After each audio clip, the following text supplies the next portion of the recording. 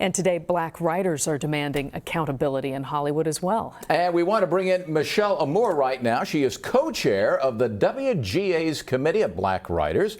Michelle, first of all, I want to thank you for joining us. And thank you. Michelle, as you well know, there have been a lot of campaigns in the past to get more diversity in Hollywood, in the Academy. So what is different this time? Well, when we look at the state of our country and where we are today, the combination of COVID-19, all of the protests occurring all around the world, literally, I believe we're in the middle of a paradigm shift, and it's time for Hollywood to put action behind the words that they recently put out to the world themselves. Michelle, you came to LA, we understand, in 2010 to study screenwriting. So what makes it harder for Black writers to break into the industry? Well, one of the things that we touched upon in our statement, it was about how Black families have 10 times less net worth than a white family. So let's start there. So what happens when you come, you oftentimes aren't financially supported, maybe like some of your white peers, you don't have the means to either attend film school like I did, but I also took out loans, right? Or you don't have the support when you take those unpaid internships, which are very important to begin building the necessary relationships to then get the jobs.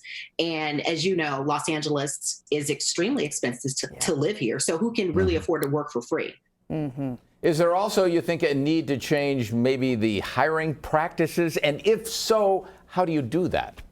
Well, here's the thing. I think we won't have, like, for example, I don't have all the answers, correct, right? We issued this statement almost like a call to action. But I do believe that the studios, the production companies, the networks, they have the means, the resources, and the people in power that can sit down with us and we can figure that out. I don't want to say that I have all the answers because I don't, but I do believe that there are very concrete things we can do. We can look at, first of all, what's not working, right? And then we can say, well, if this isn't working, what can we do to then make sure that we are changing? Because we're talking numbers. If you're aware, the statement is very clear about the numbers. They're still not representing the numbers just that we are in America, right? It's about 13% African Americans in America. We're not making up that in writers' rooms. We're not making up that in script sales. So we can work towards getting those numbers and make sure they reflect, because Black people also spend 1.2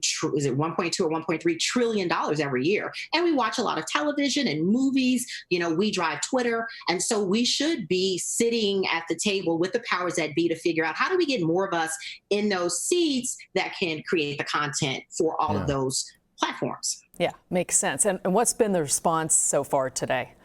Well, I mean, we just went out today, but it's been incredible, doing, of course, back-to-back interviews. I'm really excited to be here with you all. So we will see. There's always that excitement when something first goes out. But I'm honestly looking for some calls. I want some emails. I want some dates set with those very companies that issue the statements to us saying, hey, we support you. We now want them to follow up that talk with some real action. Michelle Amor, we want to thank you from the WGA, and also thank your husband for going vinyl there. Beautiful collection behind you. Yeah, my husband, he did this for me. So he's a keeper. Okay. Thanks, Michelle. Appreciate it. Thank you. Bye-bye.